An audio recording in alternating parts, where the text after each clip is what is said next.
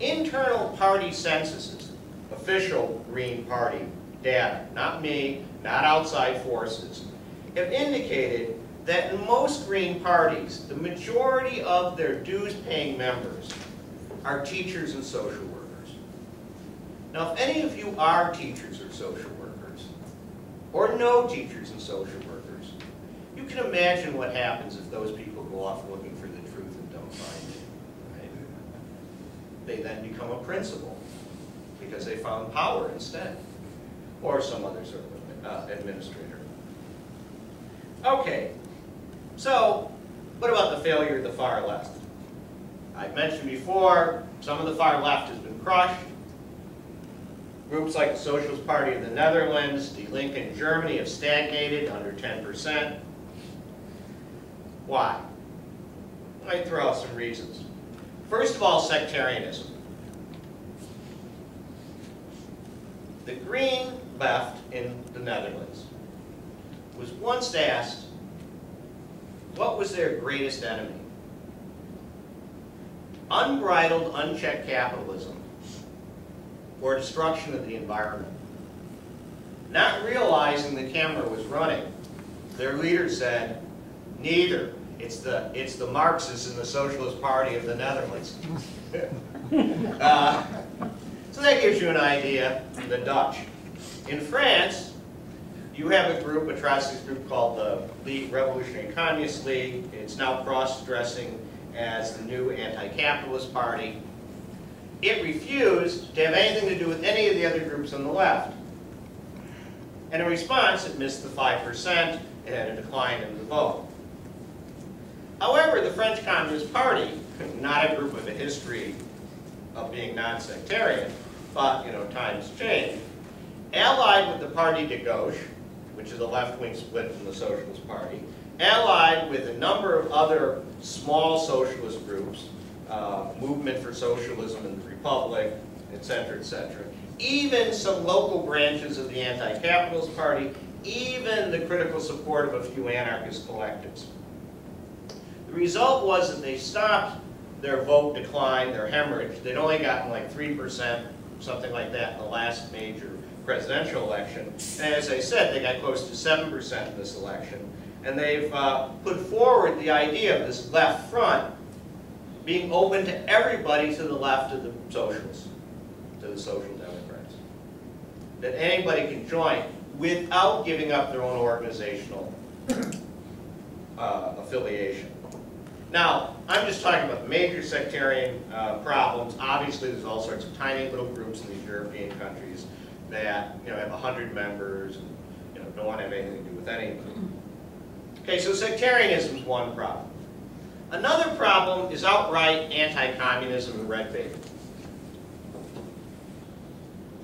You see that most clearly perhaps in Germany, where the 20th anniversary of the fall of the Berlin Wall has been an excuse to attack virtually everybody in the left party as either A, a Stasi agent, B, a dupe of the Stasi, C, somebody who would like to become Stasi. When you have like 18-year-olds running for office, it's kind of hard to claim that they're Stasi agents since there hasn't been Stasi for 20 years.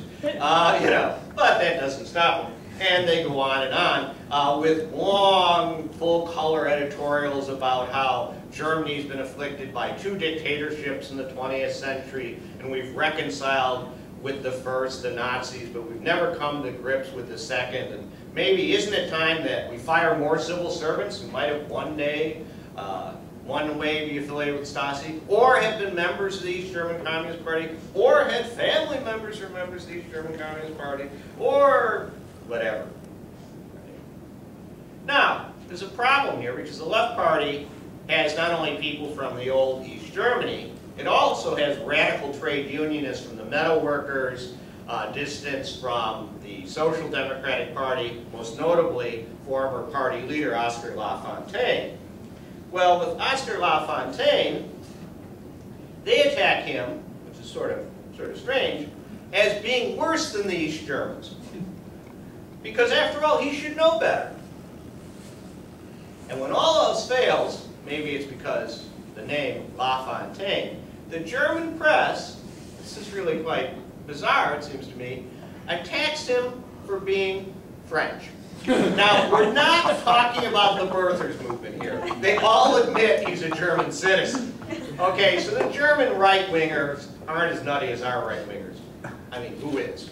Okay? But they say La Fontaine draws his salary in Germany, but he has dinner in France. Can you blame him? He draws his salary in Germany and has his dinner in France. Which is true, because he lives actually, when he's not in Berlin, but he actually lives, I think, 20 miles from the French border and has a big taste for French food. Him and his wife typically cross the border and have dinner in France. But somehow, you know, European Union, solidarity, and so on, he wouldn't think this was a big thing. So anyhow, they go after him on that. So it doesn't matter what, they really sort of pound on this. Because the irony is, of course, that the East German former communists are so intimidated that they're usually afraid to do anything very militant. And La Fontaine and the militant trade unions of the West are always saying, hey, why don't we have a strike? You know, the East Germans, you know, having lived under Stalinism and so on, are saying, well, won't we get arrested? You know? But, so, anti-communism, another reason for the failure of the far left, I'd say.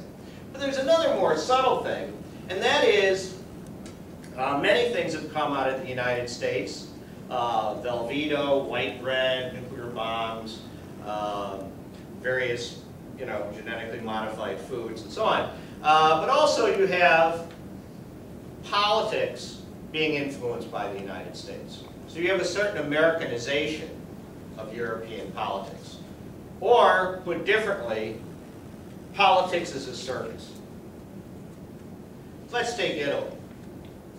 Berlusconi, the head of the right-wing coalition there, doesn't just make relatively outrageous statements like, the opposition are all communists, and I never said they eat babies, but they do. He said that on camera. Okay, so, you know, typical Fox commentator, right? No big deal. But where Fox hasn't even gone, hopefully they won't hear this or get this idea, is when it came time for the European elections, he decided that, you know, he would try to do something with this whole gender problem, not having enough women in parliament and so on. He ran former strippers, showgirls, Miss Italy, and at least one professional prostitute to run for the European Parliament. When criticized that these women might not be the women with the most political experience to serve in the European Parliament, his response was, our candidates are hot, and the complaints are just coming from the left opposition because their women are ugly. Now, this is not what we normally consider, in the classic European sense, a policy debate, right? And this is the sort of stuff that you have to worry about. Now, what do I mean about politics as circus? Well, here, and I did a bad job printing it. This is from the left site, the left party site, Make Capitalism History Conference. I'll pass it around, but you know, you got a bunch of people of different genders and races, and they look like they're protesting and raising hands and so on. God, we've seen it 1,000 times, right? I mean, it's very nice. Okay. But things become much more of a circus. The Greens, having looked for truth, found truth not at home, decided to go for power, have decided there's absolutely no principle to hold them back. There are a lot of lesbians in Germany. They vote. They think, the Green leadership, or some of the Green leadership, that there must be a way to appeal to lesbians. So they issued this poster of a semi-nude black woman with a white woman having her hands on her ass. The slogan is, the only good reason to vote black. Black being the slang for the conservatives. So, no, I mean, seriously, this is up on the streets of Germany, right? That's what I mean about